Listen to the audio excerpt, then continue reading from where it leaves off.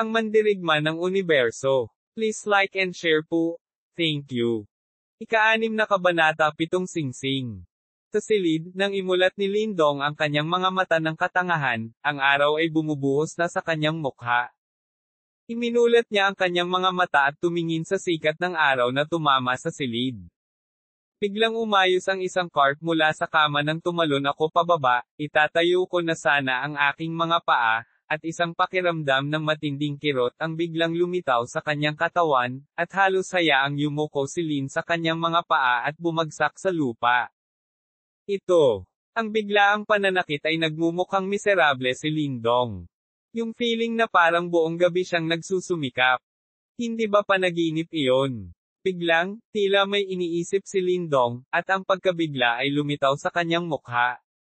Pagkatapos, nagngangalit siya ng kanyang mga ngipin upang suportahan ang kanyang katawan, at ang kanyang likod na kamao ay napakahusay na inilatag. Hindi mabilang na beses na siyang nag-ensayo, ngunit siya lang ang nakakaalam na natutunan niya ang hanay ng mga kasanayan sa boxing na ito mula kay Lin Xiao kahapon. Sa silid, malungkot ang mukha ng bata, at isang set ng boxing tactics ang bumuka sa kanyang mga kamay. Pagkatapos, umalangaw-ngaw agad ang kaluskos na dulot ng alitan sa pagitan ng braso at manggas. Tupapa. Nang mailabas ang 5 hanay ng malulutong na tunog, huminto ang katawan ni Lindong at natatakpan ng kakaibang kulay ang kanyang mukha, ang iba ay nagulat, ang iba ay tuwang-tuwa, at medyo natakot. Paano ka makakapag-practice ng napakabilis? Tumingin si Lindong sa kanyang mga palad at bangulong sa kanyang sarili, naramdaman niya na ang 5 singsing ay maaaring hindi niya kasalukuyang limitasyon, kung gugustuhin niya, maaaring hindi mahirap maabot ang 7 singsing. Dahil sa bilis na ito, hindi ka panipaniwala ang pakiramdam ni Dedong. Sa mga junior sa pamilya Lin, maraming tao ang nagsasanay ng Tongbei boxing. Gayunpaman, sa edad na ito, maaari silang magsanay sa antas ng 7 tunog. Natatakot ako na ito ay napakabihirang. Mas kaunting pag-iral. Ano ang nangyayari? Mahigpit na nakalok ang mga kilay ni Lindong. Matapos ang ilang saglit na pag-ungol, biglang dumampi ang palad ng kanyang kamay sa kanyang puso at inilabas ang misteryosong batong ron na malapit sa bulsa ng kanyang underwear. Discorrect na nakuha niya sa kuweba kahapon, mga bagay. Kung mayroong anumang pinaghihinalaan sa katawan ni Lindong, ang stone rune na ito ay tiyak na kabilang sa unang lugar. Nakakamangha ba talaga ang bagay na ito? Hinawakan ni Lindong ang stone rune, at ang mahinang pakiramdam ng init at lamig ay bumaba sa kanyang palad. Sa ilalim ng ganoong klase ng init at lamig, tila kahit ang sakit ng katawan ay bahagyang gumaan. Pinipigilan ang mood swing sa kanyang puso, muli ay maingat na isinara ni Lindong ang stone rune. Ramdam na ramdam niya ang pambihirang kababalaghan ng stone rune na ito. Kung kumalat ang balita, natatakot ako na makaakit ito ng maraming tao. Problema, kaya subukang huwag ipaalam sa pangalawang tao ang tungkol sa bagay na ito. Pagtanggap ng stone rune, tinulak ni Lindong palabas ang pinto. Una, kumain siya ng kaunting almusal na inihanda ni Liuyan ng random, at pagkatapos ay nagmamadaling pumasok sa kuweba. Ngayon ang kanyang katawan ay masakit, kung magsanay ka ng marahas, masasaktan ang iyong katawan, ngunit sa kabutihang palad, ang sitwasyong ito ay hindi masyadong problema para kay Lindong, na natagpuan ang mahiwagang paggamit ng sichi. Tumutulo ang dugo sa stone pond, komportableng nababad si Lindong ng kalahating oras bago umakyat mula rito. Hindi lamang ang sakit sa katawan ang nawala, ngunit ang estado ay tila nakabawi sa pinakamahusay na yugto. Ang paghawak sa balat sa katawan, lalo pang kitang-kita ang matigas na pakiramdam, na nagpasaya sa mukha ni Lindong. Ayon sa bilis na ito, natatakot ako na hindi hihigit sa 10 araw, siya na ang pang-4 na hakbang upang formal na makapasok sa pagsusubo, katawan. Pag-akyat palabas ng CG, muling natama ni Lindong ang isang set ng back punches. Sa pagkakataong ito, halos ginawa na niya ang lahat ng walang reserba. 7 tunog. Natigil ang kamao, namumula ang mukha ni Lindong sa pananabik. Sa bisa ng 7 tugtog pabalik na kamao, siya ay may kumpiyansa. Ngayon kung muli niyang makilala si Lin Shan, hindi na siya muling matatalo tulad ng huling pagkakataon. Walang laban. Ilang sandali, huminahon si Lin Dongfang, ngumisi siya, at pagkatapos ay umakyat sa kuweba upang isagawa ang pang-araw-araw na kinakailangang penitensya. Bagamat mayroon na siyang mahiwagang epekto ng Sichi, ngunit naiintindihan ang isang simpleng katotohanan. Sa pamamagitan ng pagsasanay, ang pinakamahalagang bagay ay ang iyong sariling katawan. Bagamat ang epekto ng mga panlabas na puwersa ay maaaring gawing mas maayos ang iyong landas sa paglilinang, kung gaano kalayo ang gusto mong marating sa landas ng paglilinang ay nakasalalay sa iyong sarili. Kaya naman, hindi dahil kay Sichi kaya siya sumuko sa pagsisikap at sipag. Sa huling pagsusuri, iyon ang pinakamalaking kayamanan ni Lindong. Seryosong practice balang araw. Sa gabi, si Lin Xiao, na may seryosong mukha, ay dumating upang subukan ang pagsasanay ni Lindong. Para sa huling pagsasanay, siya ay palaging medyo malubha at malupit. Gayunpaman, nang makita niya ang set ng mga suntok at suntok ni Lindong, gumawa pa siya ng 3 tunog kahit na sinasadya niya iyon, ngunit ipinakita ito ng kanyang nakaunat na kilay. Pagtataka at kasiyahan sa kanyang puso. Matapos makita ang eksenang ito, gumaan ang loob ni Lindong, at pagkatapos ay lihim na tumawa. Kung alam ni Lin Xiao na kayanan niyang sumuntok sa likod, anong klaseng mukha iyon? Mainit ang tag-araw. Sa buong tag-araw, ang mga nakababatang henerasyon ng pamilyang Lin ay nagsumikap na alam nila, pagkatapos ng kalahating taon, ito ang ratio ng pamilyang Lin. Ang ratio ng pamilya na ito, para sa kanila, ay may napakahalagang papel. Ang pamilya Lin ay hindi isang napakalakas at sikat na pamilya, kaya imposible para sa bawat miyembro na tamasahin ang pinakamahusay na paggamot, ngunit upang sanayin ng pinakamahusay na elixir at martial arts sa pamilya, kinakailangan upang ipakita ang gumawa ng iyong sariling pagkakaiba. Ang tinatawag na clan comparison ay isang mapagkompetensyang plataporma na namumukod tangi sa kanila.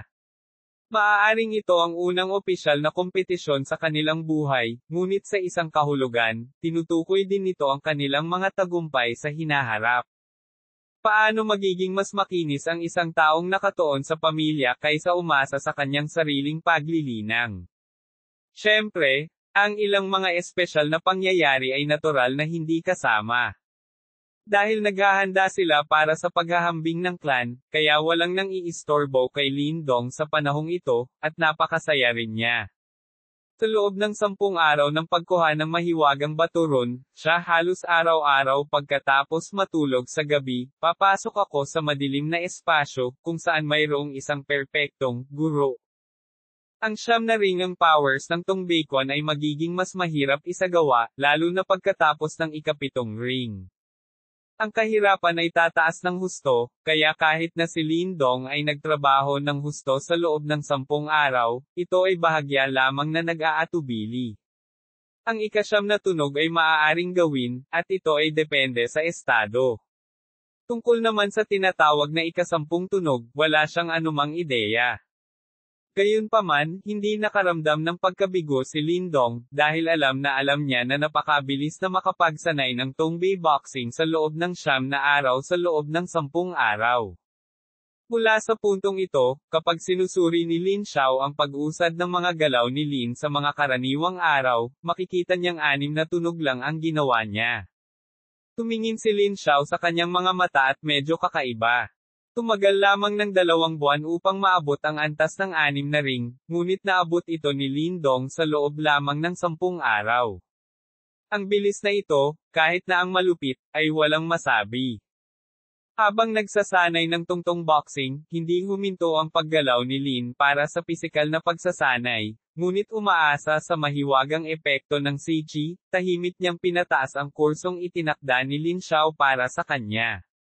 Sa pagkakataong ito, bagaman sa tuwing papasok ako sa CG, Ito ay katulad ng isang patay na aso, ngunit nang gumapang ako palabas ng kalahating oras, agad akong nanginginig at sumasakit ang aking mga kalamnan.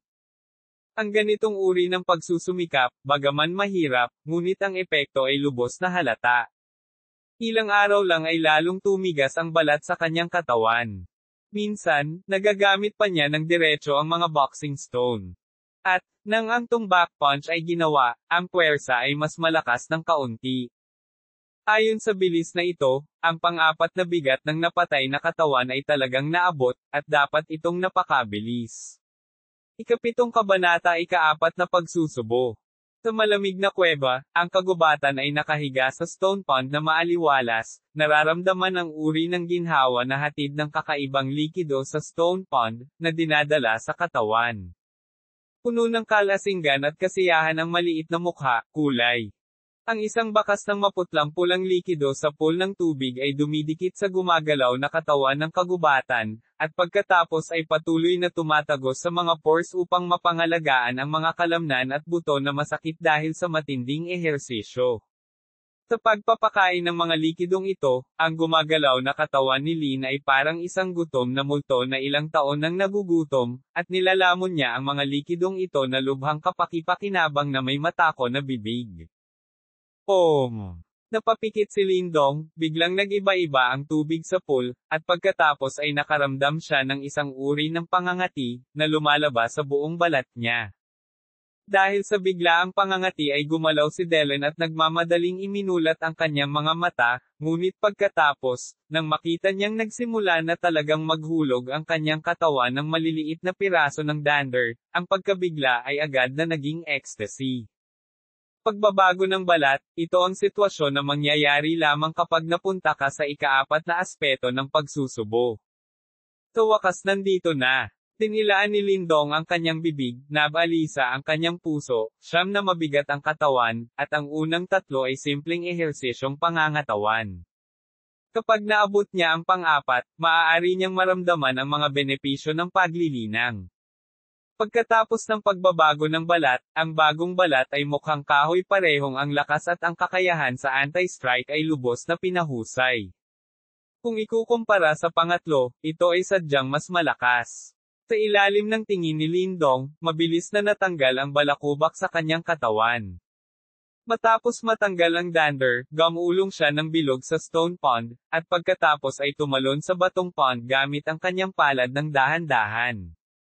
Ang paghaplo sa braso at pagdaan ng mga palad ay parang paghawak sa makinis na kahoy at bato, kakaibang tigas ang naililipat sa palad.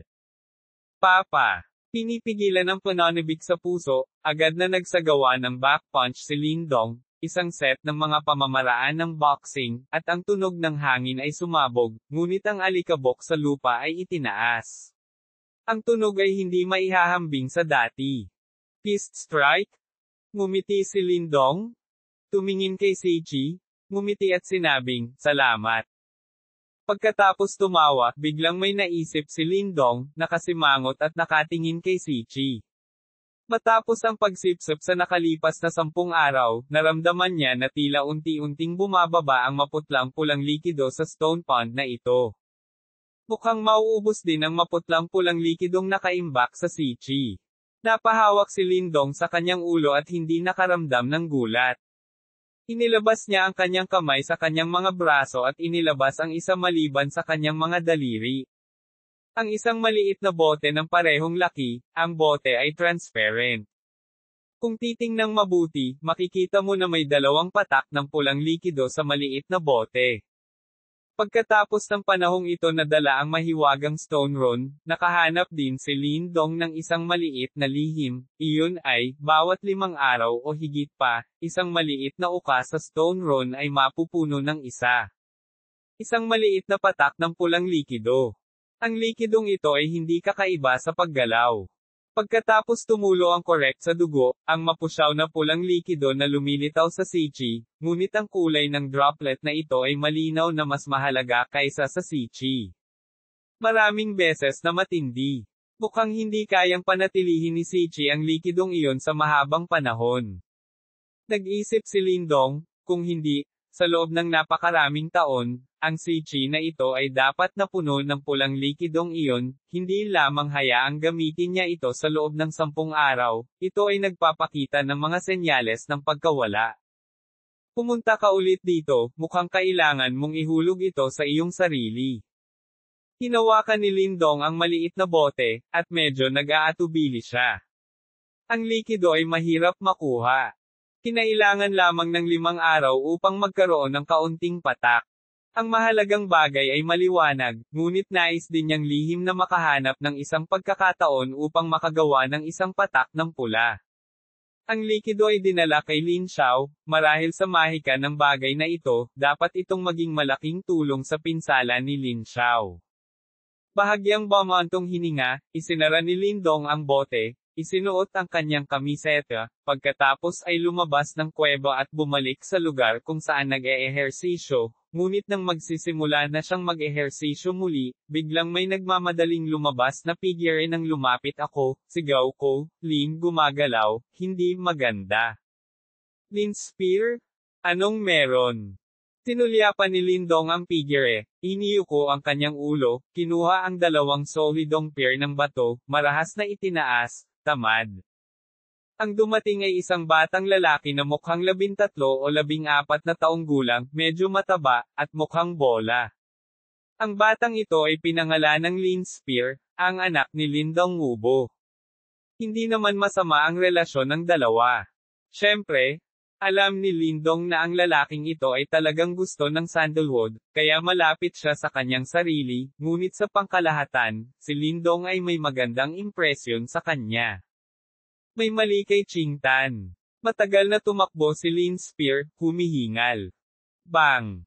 Ang pair ng bato sa mga kamay ni Lindong ay biglang nahulog sa lupa, tumalsik ng alikabok mula sa lupa, lumubog ang kanyang mukha, at sinabing, ano ang nangyayari? Para sa kapatid na ito, labis na nagmamalasakit si Lindong, at ang batang babae ay palaging napakabait. Sa murang edad ay wala siyang pride ng isang maliit na babae, kaya sa bahay, kahit isang mahigpit na ama ay hindi makatiis na tumingin sa kanya. Kahit na walang relasyon sa dugo, sa bahay, si Ching Tan ay walang alinlangan na isang maliit na prinsesa. Ang kay Lola ay ang lahat ng **** ng Linshan. Si Lin Spear ay nagmura, ang berdeng sandalwood ay nagpunta sa Haoshan Forest ngayon at nakakita ng pulang sungrass, ngunit nagkataong nakita ito ng **** ni Linshan. Ngayon ay hinaharangan na nila ang berdeng sandalwood. Si Linshan na naman. Ang mga mata ni Lindong ay kumislap sa galit.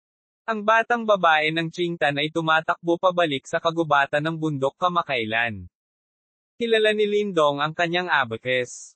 Gusto niyang humanap ng elixir para maging mas maayos ang kanyang pagsasanay. Ginawa na ito ng batang babae noon, ngunit pagkatapos na halos masubitan sa proseso ng paghahanap ng elixir, siya ay pinagbawalan ng kanyang ama. Hindi ko akalain na matagal akong isisilang, tapos ngayon palihim akong naubusan. Manguna ka na. Tinapik ni Lindong ang alikabok sa kanyang kamay, sabi. Pumunta ka mag-isa. Bakit hindi tawagan si Sanbo? Nang makita ko si Lindong, kailangan niyang pumuntang mag-isa. Mabilis itong hinarang ni Lin Spear. Ang huling pagkakataon na ang taong ito ay natulala kay Linshan. Sa pagkakataong ito, kung pupunta siya muli, natatakot siyang magkaroon siya ng matabang pagkain. Bagamat nakita rin niyang hindi kaaya-aya si Linshan, pero aminin din, medyo malakas ang lalaking iyon. Huwag kang mahiya. Ang pagpunta ng huli ay mabubuli. Huwag mo nang isipin na lumapit sa kanya para maglaro. Kumunat ang noo ni Lindong. Ang ikatlong tiyuhin sa bibig ni Lin Spear ay ang kanyang ama na si Lin Xiao, ngunit isang nakababatang henerasyon.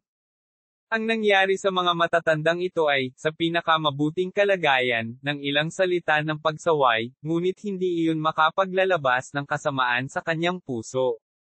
Sige. Samahan mo ako? Kapag nagsimula na ang kagubatan at kabundukan, tutulungan kitang hamarang, ngayon ako na rin ang pangatlo sa pinakamatigas na katawan, ilang beses na natamba. Napakamot ng ulo si Lin Spear at medyo natakot sa banta ni Lindong. Pagkatapos ay tumalikod siya at pinangunahan ang daan. Hindi napigilan ni Lindong na mapangiti nang makita niya ang bilog na figure ni Lin Spear, ngunit ang kanyang mukha ay humigpit, at bumulong siya sa kanyang mga ngipin. Lin Shan, kailangan kitang labanan sa mga aso sa pagkakataong ito same. Panipi. Ikawalong kabanata sa alungatan. Ang Lin Jiahaoshan ay konektado sa isang medyo malaking kagubatan. Kung ikaw ay mapalad, maaari kang makahanap paminsan-minsan ng isa o dalawang elixir. Sa makatuwid, maraming nakababatang miyembro ng pamilya ng Lin kapag libre ka. Tumakbo ako dito upang subukan ang aking kapalaran, kaya ang kagubatan na ito ay isang masiglang lugar para sa pamilya Lin. Sa sandaling ito, sa intersection ng kagubatan, maraming tao. Karamihan sa kanila ay tila nasa kabataan o mas matanda, malinaw na lahat sila ay mas batang miyembro ng pamilya Lin. Pagtingin sa dingding, makikita mo lang sa gitna ng intersection, ang ilang matitibay na figure na nakatayo, para lang harangan ang intersection, at sa harap ng mga figure na ito, may isang light girl na naka-blue shirt. Ang ganda ng kilay ng dalaga, ang balat niya ay parang nyebe, at ang edad niya ay sobrang nakakamangha na nararamdaman niya. Sa sandaling ito, tinitingnan niya ang figurang nakatayo sa kanyang harapan na puno ng espiritu chi. Ang kanyang maliit na kamay na nababalutan ng putik ay hawak pa rin ng mahigpit ang isang nagninangas na pulang halaman, at may mahinang amoy mula sa itaas. Lin Shan, huwag kang masyadong lalayo. Tinitigan ni Ching Tan ang may ulo, na may kaunting galit sa kanyang malambot na boses. Oy! Nakita na natin kahapon, pero ngayon lang natin hinintay. Kinuha mo ang mga gamit natin, at sinabi mong sobra ako. Ang pinuno ay binatilyo din. Tila mga 14 o 5 taong gulang si Mo. Sa sandaling ito, nakahawak siya sa kanyang mga braso, nakatingin sa galit na sandalwood at nakangiti. Kalokohan mo. Naririnig ko na ang mga bundok ay nakabaligtad sa itim at puti, at ang berdeng sandalwood ay namumula sa galit. Siya ay kinuha ng maraming pagsisikap upang mahanap ang pulang damo ng araw. Paano ito matutuklasan ng lalaking ito ng maaga? At kung alam niya talaga ang pulang sungrass na ito ng maaga, paano siya magpapatuloy na manatili doon? Sinasadya ba nitong maghintay na mapili ng iba? Hindi ako nagsasalita ng walang kaparerekon. Tiningnan ni Lin Shan ang cuteness ni Ching Tan nang galit siya, ngunit ito ay isang hippie ng ngiti. Ching Tan, bigyan mo ako ng red sungrass at bitawan ka. Huwag mo nang isipin iyon. Kinagat ni Ching Tan ang isang maliit na pilak ng ngipin. Sa panahong ito, ang desperadong pagsasanay ni Lindong ay nasa kanyang mga mata, at naiintindihan din niya na sa loob ng ilang buwan, ito na ang magiging ratio ng pamilyang Lin. Kung ang angkan ay gumanap ng mas masama kaysa sa itaas, hindi lamang siya ang tatamaan sa kanyang sarili, ngunit maging ang kanyang ama at ina ay tiyak na hindi komportable. Kaya, sa panahong ito, siya ay tumatakbo dito, umaasa na makahanap ng isang maliit na elixir upang matulungan ang pagsasanay ni Lindong ng mas mabilis, ngunit ngayon ay mahirap makahanap ng isang pulang yang damo, paano ko ito maibibigay? Sa kasuklam-suklam na lalaking ito. Kung ganoon ang kaso, kung gayon mukhang dito ka lang matutulog ngayon. Ngumiti si Lin Shan, tumingin kay Ching Tan, at sinabing, mukhang tumakas si Lin Lin. Dapat ba akong pumunta kay Lindong? Okay, hindi ako na-addict sa huling pagkakataon. Panipi. Nang marinig ang pangungusap na ito, bahagyang nagbago ang maliit na mukha ni Ching Tan. Alam niya na sina Lindong at Lin Shan ay palaging hindi nagkakasundo, at kapag nagkita sila, mag-aaway sila, at sa tuwing mag-aaway sila, nagdurusa si Lindong. Bigyan mo ako ng pulang sungrass, hindi ko siya papatulan, paano pa ba? Nang makitang namula ang mukha ni Tantan, tumawa si Lin Shan at nagmamalaki na sinabi. Bastos ka. Napakagatlabi si Ching Tan, medyo namumula ang bilog ng kanyang mata. Na mukhang maraming tao ang nahihirapan. Bagamat hindi miyembro ng pamilya Lin si Ching Tan, ngunit dahil sa kanyang murang edad, nasa tubig na siya. Matalino, sinabi ni Mona sa pamilya Lin, kahit sa buong bayan ng Qingyang, maraming kabataan ang humahanga dito. Gayunpaman, sa kabila ng pagkabalisa, maraming tao ang hindi pa rin umimik pagkatapos mag-alinlangan. Ang kagubatan na ito ay kabilang sa mga junior sa pamilya Lin, ito ay isang maliit na Panginoon, at ang lakas nito ay mahusay din. Ito ang namamahala sa pananalapi ng pamilya Lin, at walang gustong manakit sa kanya, at kahit na aidmande siya sa kanyang ama, higit sa lahat ay nakakulong lamang siya sa loob ng 1 o 2 araw. Kapag nakuha na niya, palihim siyang gumaganti sa nagsumbong. Sa kanyang buhay, kakaunti ang mga taong nakipag-away sa kanya. Ibigay o hindi. Kung hindi mo ibibigay, natatakot akong darating si Lindong, sabi ni Lin Shan. Samantala, sinadya din niyang mukhang inaabangan ang hitsura ni Lindong. Kunin mo. Sa mga mata ni Qing Tan, ang mga luha ay naagrabyado, ngunit siya ay matigas ang ulo, hinawakan ang kanyang mga kamay ng mahigpit na may pulang damo sa kanyang pakikipagkamay, at pagkatapos ay kinagat ang kanyang mga pilak ng ngipin, siya ay lubhang nawala sa kagubatan, nakaraan. Hoy, ang galing! Nang makita niya ito, agad na tuwang-tuwa si Lin Shan, lumabas, at hinawakan ang pulang damo sa araw na itinapon. Gayunpaman, nang malapit na niyang suluhin ang pulang damo sa araw, isang figure ang biglang sumingit sa karamihan. Sa sobrang lakas ng pagkakatama sa kanya, napakalakas niya kaya natamba siya at natama ng 2 rolyo sa lupa bago huminto. Ang biglaang pagbabago ay nagpatingin sa lahat, at nagmamadaling tumingin. Matapos makita kung sino ang taong iyon ay bigla siyang nagpakita ng simpatiya.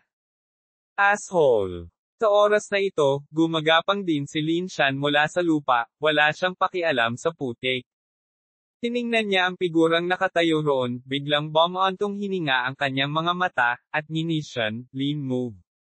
Okay, ilang araw kitang hindi makikita ang taba talaga, parang ang gun mo last time, at wala kang natutunan. Panipi. Lin Shan, nandito na ang red sungrass para sa iyo, ano pa ang gusto mo? Nang makita ang hitsura ni Lin Shan, nagbago ang mukha ng maliit na sandalwood, pinulot ang pulang sandamo na tumama sa lupa, at itinapon ito kay Lin Shan, galit na kalsada. Gusto ko ng gamot, at gusto kong sampilan ang mga tao ngayon.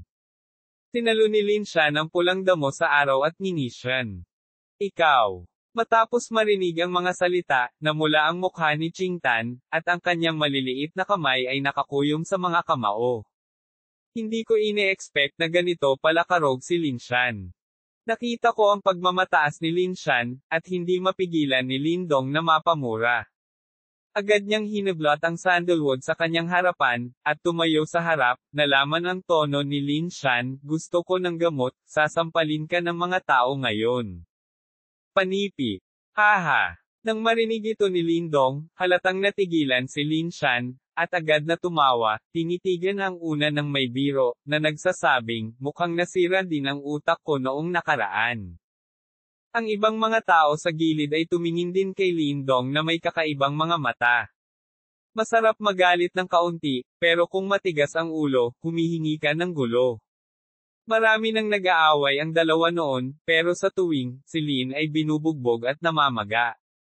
Kuya Lindong, huwag mo siyang awayin, kung gayon hindi natin kailangan ng Chiang grass.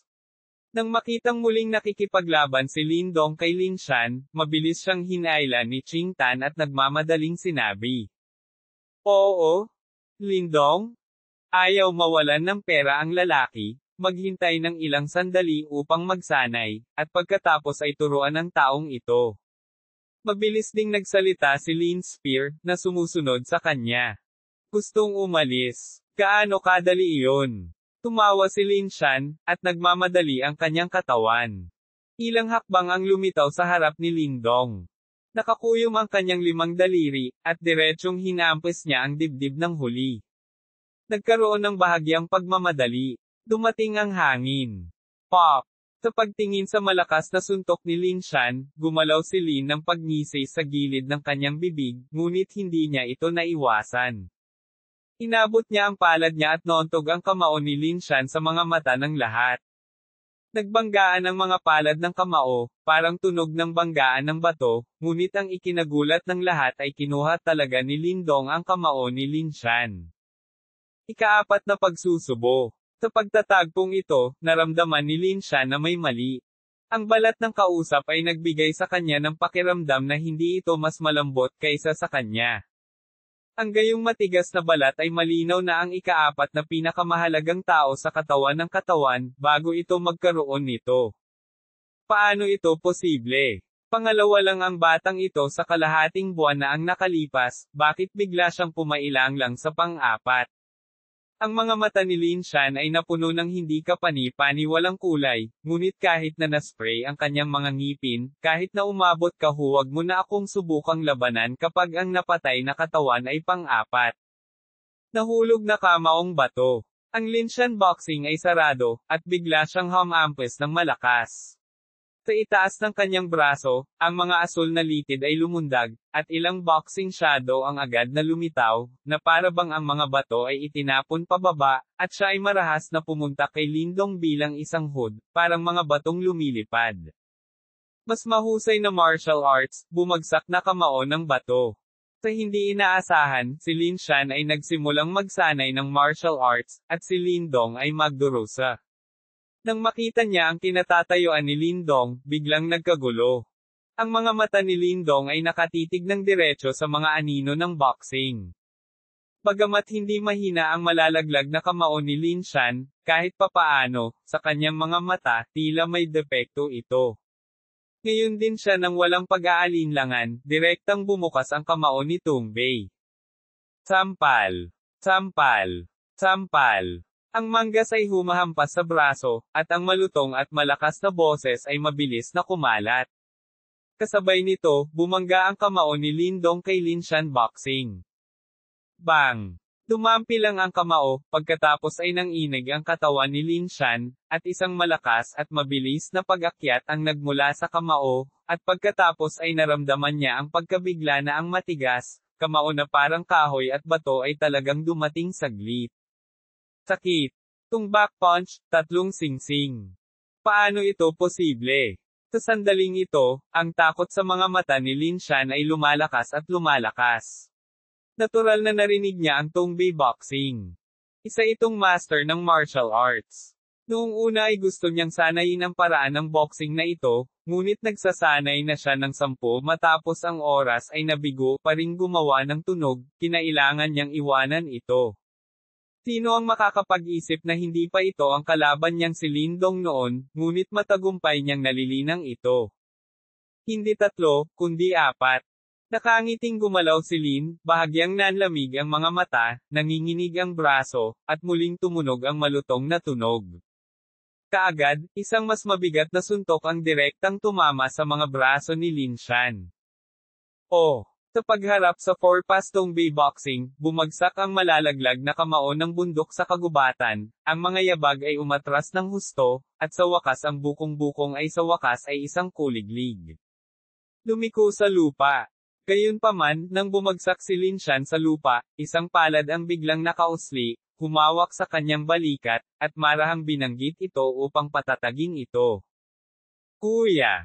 Mabilis na tumalikod si Lin Shan, tinitingnan ang figure na lumitaw sa kanyang likuran, agad na natuwa, at ang mga nakapaligid sa kanya, nagbago ang kanyang kutis, ang kanyang mga mata ay kumislap sa takot. Kabanata 9 Lin Hong. Sa pagtingin sa figure sa likod ni Lin Shan, ang mga kutis ng Qingtan at Lin Spear ay medyo nagbago din, at ang pagkabalisa ay lumitaw sa kanilang mga mata. Ang mukha ni Lindong ay tensyonado, at ang kanyang mga mata ay bumaling din kay Lin Shan. Doon, hinawakan ng isang binata na may puting damit ang balikat ni Lin Shan gamit ang kanyang palad, upang hindi siya mahulog sa lupa. Ang batang lalaki ay mukhang mga 15 o 16 na taong gulang. Siya ay may gwapong mukha na may maliit na ngiti sa kanyang mukha, ngunit ang ngiting ito ay medyo malamig sa mga mata ni Lindong. Si Lin Hong? ang nakatatandang kapatid ni Lin Shan, ang napakagandang pag-iral sa pamilyang Lin, 15 taong gulang pa lamang, ngunit umabot na ito sa ika-5 punto ng pagsusubo, at ang puntong ito, hanggat ito ay higit pa, ay ang kakayahang linangin ang binhi ng Yuan Li. Sa oras na iyon, kapag tinitingnan ang Lin Juniors, ito ay dapat na ang nangungunang 3 pag-iral. Kuya. Bagamat si Lin Shan ay mayabang sa mga ordinaryong tao, sa harap nitong medyo banayad na mukhang Lin Hong, siya ay masunurin bilang isang tupa. Ang kasanayang ito, huwag magsanay ng mabuti, lumabas na walang hiya. Pinitawan ni Lin Hong ang kanyang palad at bahagyang ngumiti. Talo lang ako, kung lalaban ako ulit, hindi ako matatakot sa kanya. Matapos marinig iyon, biglang namula ang mukha ni Lin Shan, ngunit nang magsalita siya, medyo kulang siya sa galit. Ngayon lang nalipat ni Lin na malakas talaga ang one punch. Ang 4 na suntok sa likod ay hindi mo mapipigilan. Tumingin si Lin Hong kay Lin Dong at tumingin sa huli saglit bago niya sinabi, ang pinsan ni Lin Dong, mukhang matagal na siyang clumsy. Panipi. Ang hirap mag-practice ng tong bacon, naiintindihan din ni Lin Hong na kung gusto niyang sanayin ang boxing method na ito, aabutin ng ilang buwan bago magsabi ng kahit ano, pero bago iyon, hindi pa niya narinig, Lin the movement is so kung fu. Small trick, paano ka nakapasok sa mata ng pinsan ni Lin? Napaawang ang bibig ni Lin Dong, at sinabi niya, marahil dahil sa agwat sa pagitan ng kanyang mga ama, ang dalawang kapatid ni Lin Hong ay nagkaroon ng masamang relasyon kay Lin Dong, at sa parehong paraan, hindi sila nagustuhan ni Lin Dong. Ang Lin Hong na ito ay mukhang mabait at banayad sa hitsura, ngunit alam ni Lin Dong na ang taong ito ay talagang mas kasuklam-suklam kaysa sa mabangis na Lin Shan sa ibabaw. Ang dahilan kung bakit mapang-ibabaw ni Lin Shan ang junior family ni Lin, bukod sa kapakanan ng kanyang ama, kailangan din ng suporta nitong si Lin Hong.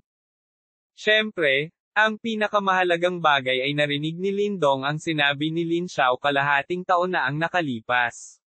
Ang Lin Hong na ito ay talagang gustong mag-order ng isang batang kamag-anak kasama si Qing Tan, ngunit ang bagay na ito ay direktang sanhi ni Lin Xiao. Tinanggihan. Ang pangyayaring ito ay nagpapulala rin sa relasyon ng dalawang partido na lalong lumalala. Lindong, mauna na tayo. Palihim na hinayla ni Qing Tan ang sulok ng damit ni Lindong at bamulong. Bagamat natalo ni Lindong si Lin Shan dati, labis itong nagulat sa kanya, ngunit ngayon si Lin Hong, isip man ito o puwersa, kumpara sa mahirap harapin ang kagubatan ng ilang beses. Oh, green sandalwood, pero ilang araw na tayong hindi nagkikita. Ngumiti si Lin Hong, tumingin sa berdeng sandalwood, at hindi maiwasang magkaroon ng kakaibang luster surge. Bagamat bata pa ang batang sandalwood, ngunit isa na itong beauty embryo. Sa bayan ng Qingyang na ito, maraming kabataan sa nakababatang henerasyon ang may lihim na paghanga sa kanya, at siya ay hindi exception. Lin Shan has always been reckless in doing things, but if you need an elixir, just come to me. Ang Apocalypse, isang elixir, ay masyadong mababa ang grado. Nang marinig ang mga salita ni Lin Hong na tila napakapamilyar, hindi naiwasang matigilan ang kurbadong maliit na si Liu Mei ni Qing Tan, ngunit dahil sa lakas ng kalaban, bagamat medyo hindi siya nasisiyahan, hindi siya tumanggi. Nanay niya, kasuklam-suklam talaga ang lalaking ito. Dapat siyang masakal hanggang mamatay sa hinaharap. Si Lin Spear ay hindi rin masaya, bumulong sa mahinang boses pagkatapos lumipat si Lin. Salamat Lin sa kabaitan ng iyong pinsan, pero gusto pa rin naming gawin ito sa aming sarili. Hindi madali para sa pamilya na kumita ng pera. Laging tama na mag-ipon ng kaunti. Tungkol kay Lin Spear sa likod niya, hindi ito pinansin ni Lin Dong at tumawa. Kung nakita niya itong si Lin Hong noon, baka kailangan na niyang umalis, ngunit ngayon ay iba na. Siya na nagtataglay ng sikreto ng Shifu, ay nalampasan si Lin Hong, sandali na lamang. Oh, ang pinsan ni Lin Dong ay kapareho ng sa iyong ama, at ito ay tunay na pareho. Ngumiti si Lin Hong, ngunit ang mga salita ay nahulog sa pandinig ng iba, ngunit may kaunting kabalintunaan. Matapos marinig ang mga salita, ang mga mata ni Lindong ay nagningning ng galit. Oh, dahil ang red sungrass na ito ay nakuha mula sa berdeng sandalwood, dapat itong ibalik ng natural. Ang berdeng sandalwood ay sigurado. Pagkabalik, tuturuan ko itong walang ingat na lalaki sa ngalan mo. Linhong ay mamula-mula kay Linshan, kinuha ito ni Yang Kao, ngumiti at itinaas kay Ching Tan. Nang makita ang kanyang gawi, napapout si Ching Tan, at sa ilang sandali ay hindi siya nang ahas na lumapit. Nag-aalala siya na gagamitin ng una ang problema para hanapin muli ang problema ni Lindong. Kung ganoon, mas mainam na huwag gamitin itong red sungrass. Nang makita ito, ang bibig ni Linhong ay hindi maiwasang bahagyang tumagilid. May mga hakbang ang pinsan ni Linhong. Gayunpaman, hindi pa rin kumalat ang ngiti sa gilid ng kanyang bibig. Ngumiti lang si Lindong, at agad na humakbang sa atensyon ng lahat at naglakad sa harap ni Linhong. Magalang din niyang inabot at sinalo ang pula, damo ng araw. Dahil sa biglaang paggalaw ni Lindong, nanlamig din ang mukha ni Linhong. Kaagad, tinitigan niya ng diretso ang una, na may malamig na kislap sa kanyang mga mata. Sumakit ang mukha ni Lindong sa harap ng lahat. Para sa kanyang titig, pumikit si Lindong, bahagyang hinawakan ang palad ng damong Chiang, ngunit nalaman na ang palad ni Linhong ay may hawak na damong Chiang na parang sipit na bakal, at tumawa ngayon, ano? Gusto ni Lin Hangbiao brother ang red sungrass na ito.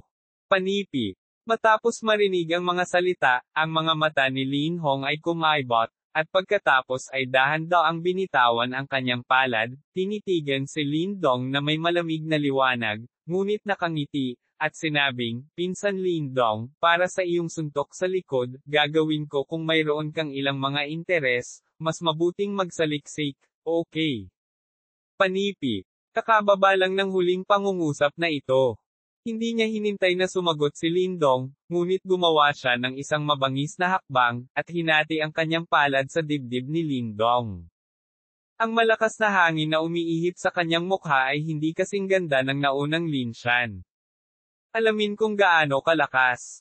Sa sandaling nakita niya ito, sinabi ni Linhong na gagawin niya ito.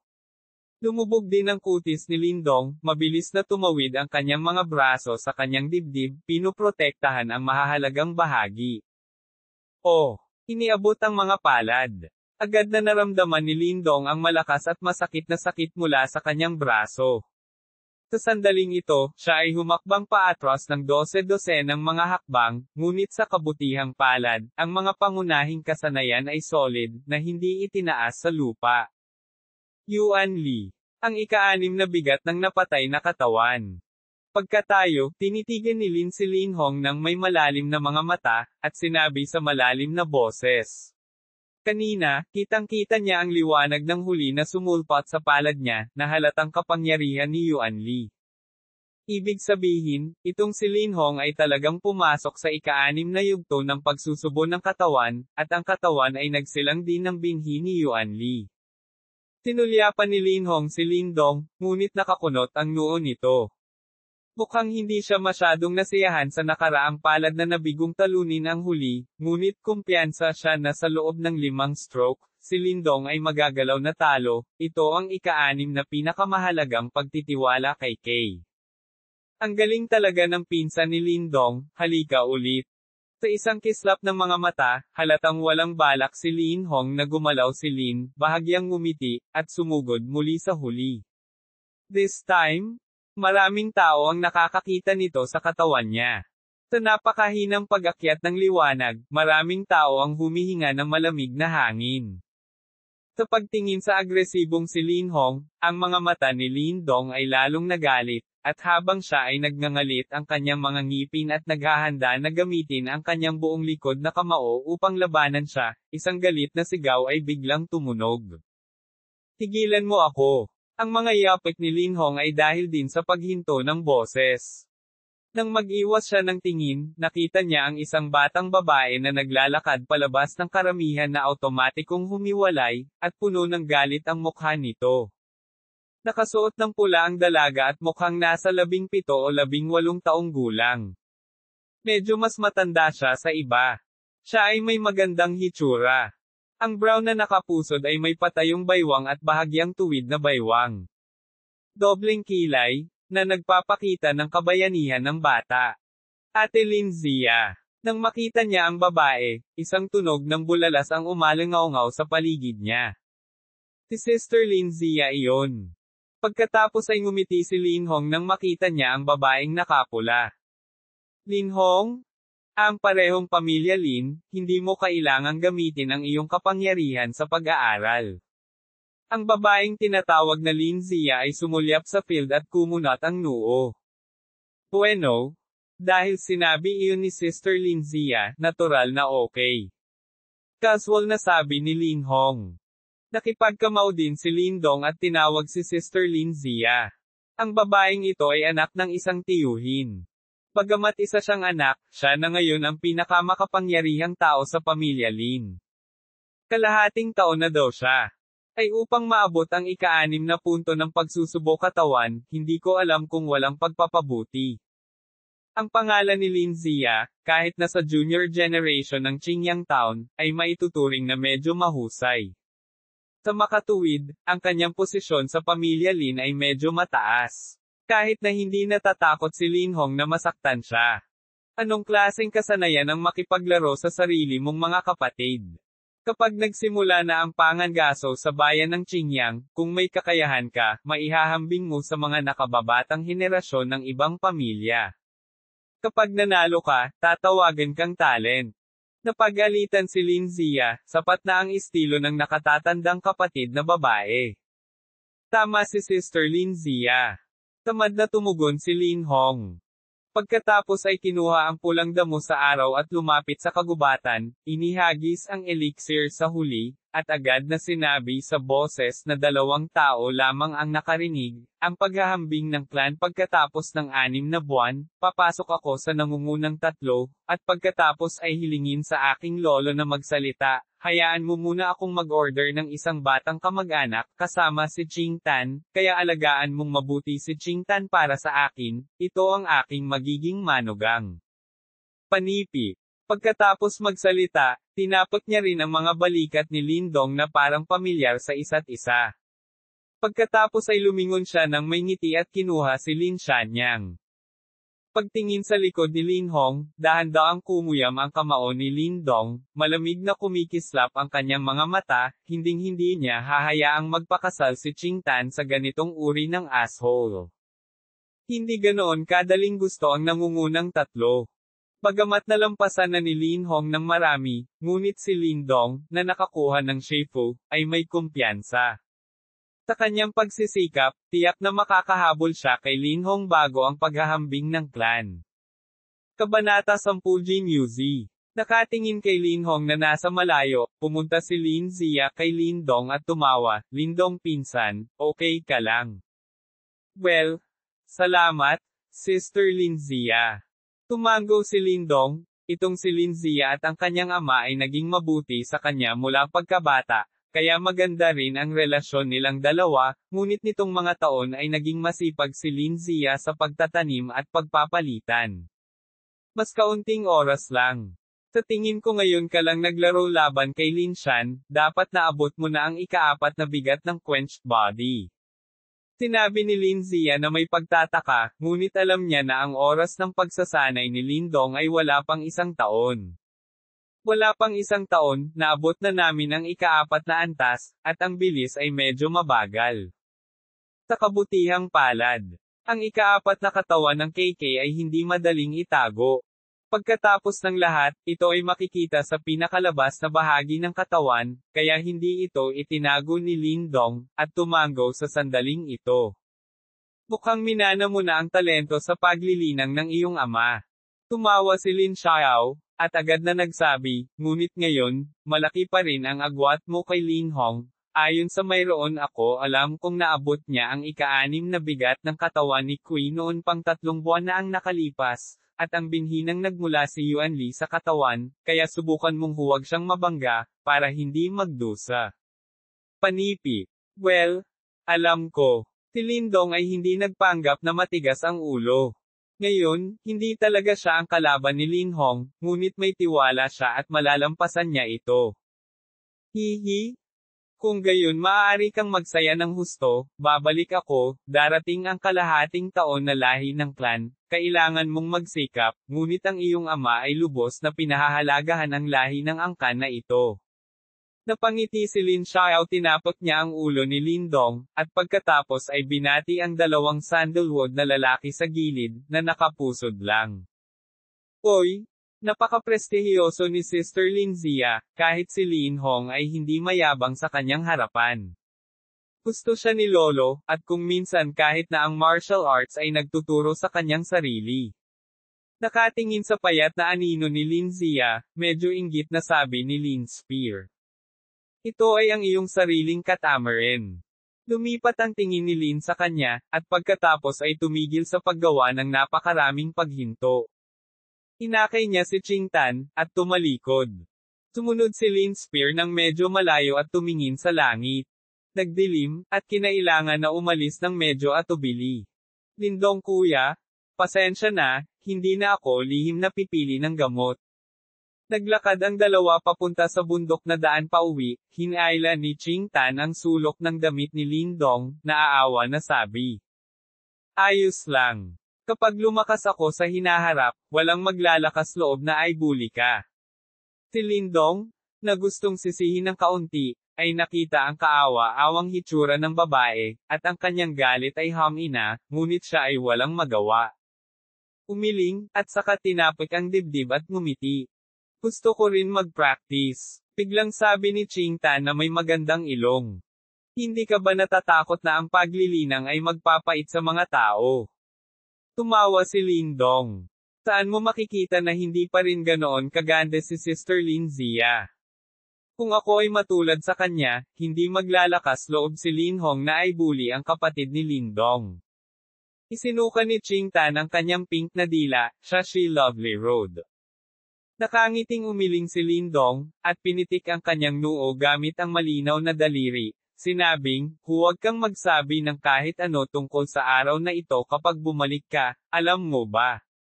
Oh, kumunot ang mukha ni Ching Tan, lumawak ang boses, umaalingaw-ngaw sa kalsada ng bundok. Bagamat hindi kailanman napag-usapan ni Lin Dong at Ching Tan ang tungkol sa hapon, malinaw na hindi ito nagtagumpay na itago ang nakaraan. Nakipag-away ba ulit kayo sa magkapatid na Linshan sa hapon? Inilapag ni Lin Xiao ang mangkok at chopstick sa hapunan, at mahinang sinabi. Pagkatapos marinig ito, si Lindong at ang katawan ng sandalwood sa isang gilid ay biglang humigpit, at si Liu Yan sa kabilang panig ay umiling ng walang magawa, at tumingin sa dalawa ng kakaiba. Tatay, hindi ito tungkol kay Lin Donggay, ako ito, nahihiyang sabi ni Ching Tan. Napatingin si Lin Xiao sa kanilang dalawa. Walang masyadong fluctuation sa mukha niya. Nakatitig lang ang kanyang tingin kay Lin Dong, na nagsasabing, narinig ko, natalo mo si Lin Shan. Napakamot si Lin Dong ng kanyang ulo, tumango lamang ng nakangiti. Ibigay mo sa akin ang iyong kamay. Nang tumango si Lin Xiao, biglang kumaway ang mga mata ni Lin Xiao. Iniunat niya ang malapad niyang palad, hawak-hawak lang niya ang dating braso at marahang pinitik, tuluyang sa murang mukha. Ito ay isang hindi kapani-paniwalang kagalakan, ang ikaapat na pinakamatigas na katawan. Well, muling tumango si Lin Dong. Aha, mabuti. Matapos makumpirma, sa wakas ay tumawa ng malakas si Lin Xiao, at ang halakhak ay puno ng kaliwan at kagalakan. Si Lin Xiao, na nakangiting masayang-masaya, ay gamaan ang loob ng kanyang puso. Parang hindi siya papagalitin.